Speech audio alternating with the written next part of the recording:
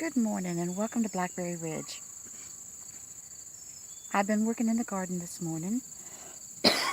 It's been cool. It was cool this morning, and just took an opportunity to gather up some things and get some tomatoes. And while I was out working in the garden, um, I got to thinking, and I guess it's because I have a birthday coming up at the end of this month that I got a little nostalgic, and I started thinking um, about something, and I thought I'm going to go ahead and share it with you. It's a personal moment, but I'm going to go ahead and share it with you. Um, and it's about my sweet husband, Jimmy. um, we had been dating for 3 years when we got married.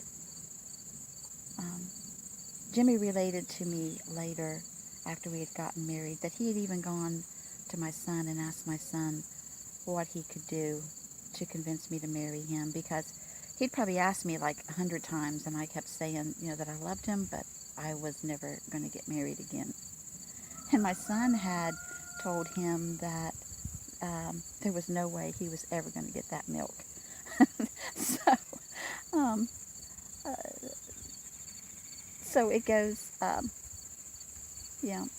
Anyway, sorry, got to thinking about that. He, um, he showed up at my house on Christmas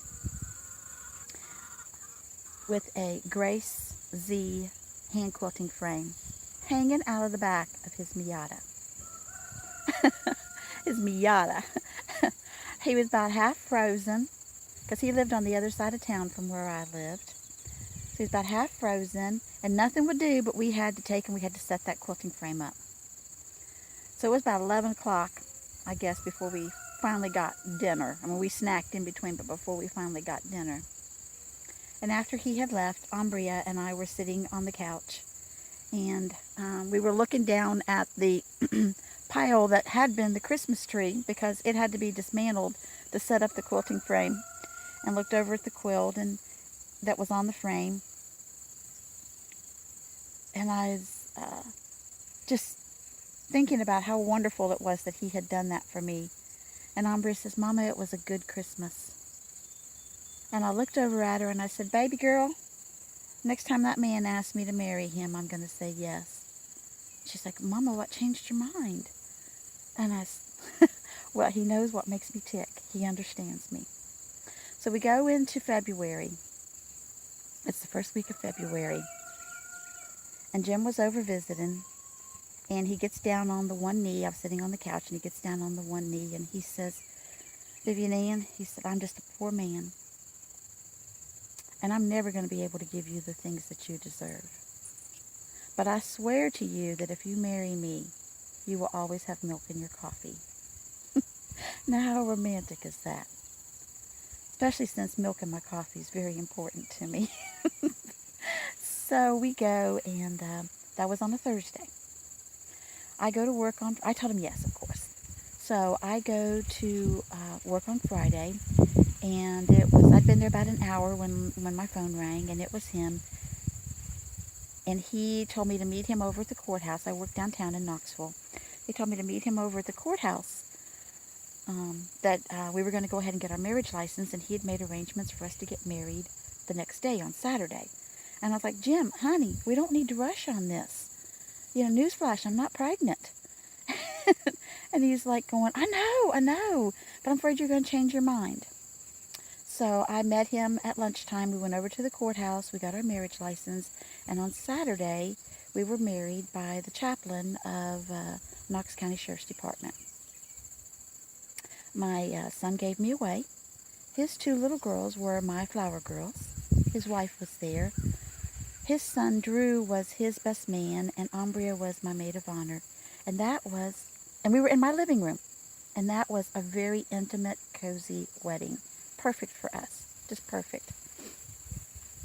During the ceremony, okay, now I've gone through this winding road to get to the crust of this story. Okay, so during the ceremony, he tells the pastor that he needs to tell me something. And so Pastor's like, now's the time, buddy. So he goes and he puts something in my hand. And he said, when this you see, remember me. So I opened up my hand, and in my hand was a penny. Just a little piece of copper, a penny. Now, that's not the end of the story.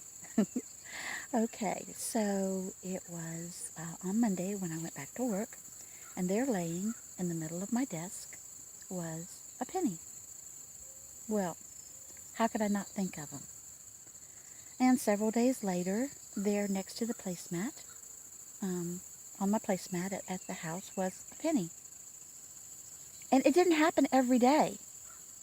Not every day. I mean, it might be where, there when I'd get in my car and there next to where the speedometer was, he would have taped a penny. Just unusual places that he would find to put a penny. So we lost Jimmy on May 20th, 2003. He was only 52 years old. So I've been alone for a while. But let me tell you something, people. There is not a day that goes by, or whenever, that I don't think of him. But especially when I see a penny. I mean, we'll be walking down a parking lot and there'd be a penny. I mean, it's just, we would just find a penny and we're like, I'm like, oh, there's a penny. And people think I'm crazy because I'm so excited over a penny. But, so how much did my heart cost? A penny. Now, why am I relating this to you? Because like I say, it's really personal. But I think somebody might need to hear this story. There might be somebody out there who's having some problems or needs some help or needs some encouragement. And it doesn't just have to be the man that gives the penny. It could be the woman. Just remember, though, that life is too short not to have fun every day. And that's what I learned from my Jimmy also. So here we are, being real reflective, up on the side of this mountain in northeast Tennessee, a place that he would have loved. Living the dream. Give somebody a penny today. God bless America. Pray for our country. Vivian Ann on the side of the mountain saying, love y'all.